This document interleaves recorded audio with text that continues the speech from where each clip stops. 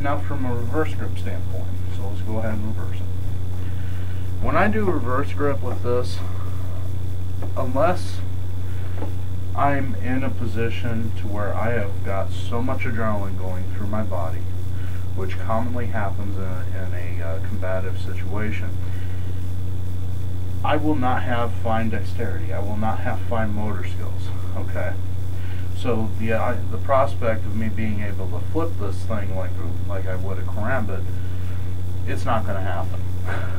Okay, once your adrenaline dumps into your body, you gain a lot of strength, you gain a lot of speed, but you do so at the loss of dexterity. So, you know, wrist locks are not going to be effective for you because you won't even be able to use your hands enough to be able to apply them. Okay, joint locks, not going to be effective at that point.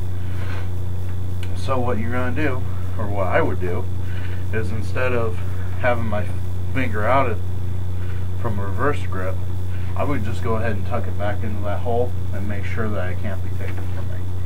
Okay? So, with it having in a reverse grip, if I'm without a flipping, if there's a punch coming towards my face or a stab to my face or something like that, I can come up and block this way. And remember I was teaching about trapping with the back edge of a knife, okay? Same thing here. We're just going to go here, pull it out of the way, and we're just going to step in and slash, okay? So it's just going to be like one of these, okay? Once again, you know, we can always slash this way. You know, we can always block across here, slash this way. If it's coming from this way, right? So you've got all these slashes that you can use, even reverse. I can even do the 7 count.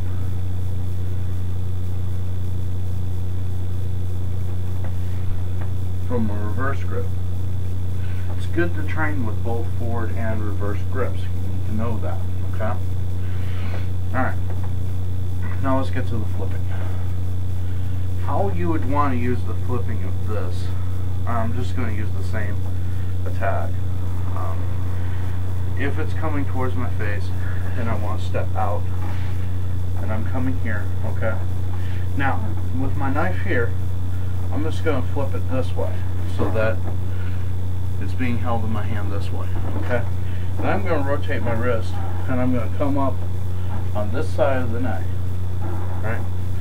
So, once again, boom, okay? Flipping. Now I'm going to grab behind the jugular, carotid, whatever, and I'm just going to rip straight down, okay? Now that, most likely, you know, if I move this quickly, and I do this motion quickly, it'll do a decent job of getting in there. Even if it doesn't, that's fine, because right after, okay, so I've gone here, I've flipped here, I've cut here, okay? Now I'm going to reverse it here. I'm just going to flip it back. And then I'm going to go straight into the neck here. Okay? Here's a close-up of the flipping.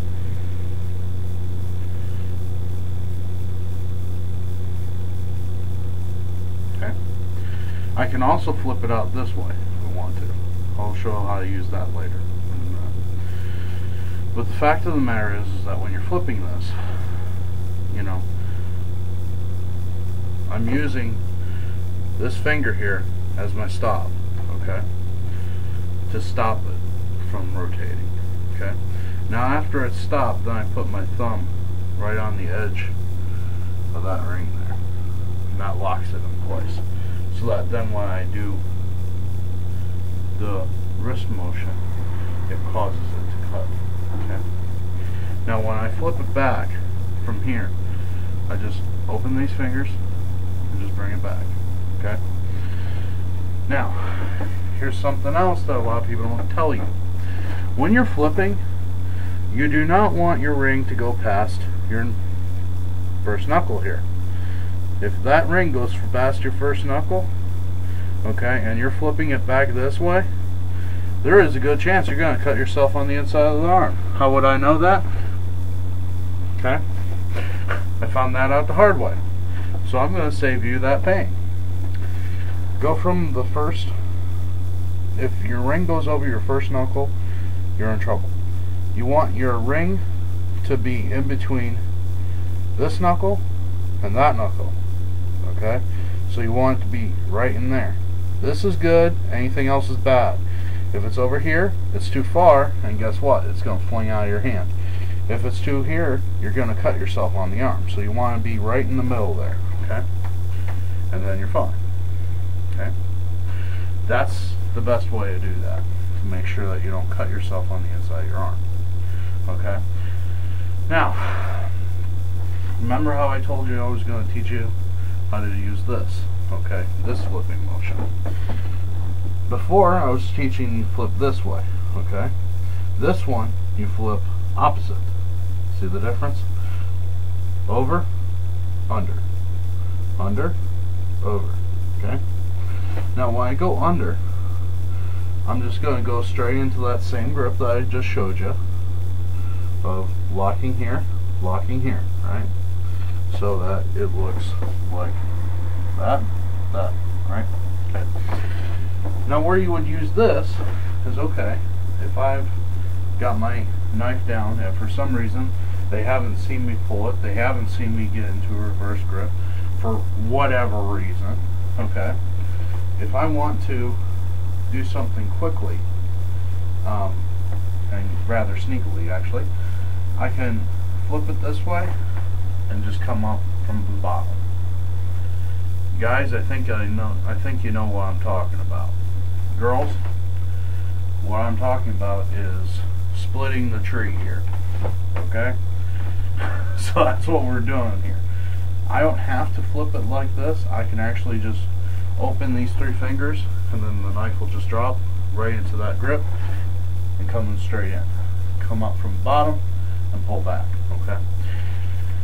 Now, we don't have to just split the tree here. We can also come up under an arm. We can come up under the other arm. You know, we can come up on the inside, go from the side here. We can go for the femoral here. We can go for a femoral here. I mean, there's so many things that we can do here. But the fact of the matter is that as long as you know where to cut, you're fine. Okay?